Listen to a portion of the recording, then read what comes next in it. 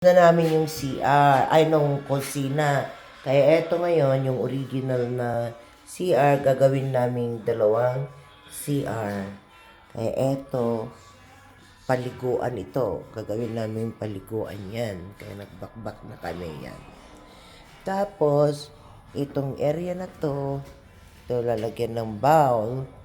Tapos ito, binuksan na namin.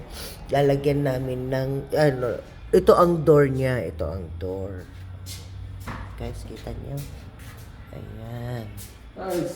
Yan. Nabakbak na yan. Ayan. Dati laundry ito. So, gawin namin dalawang CR. Ganyan.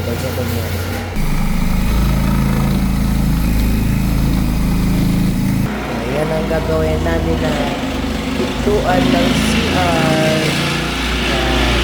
Right.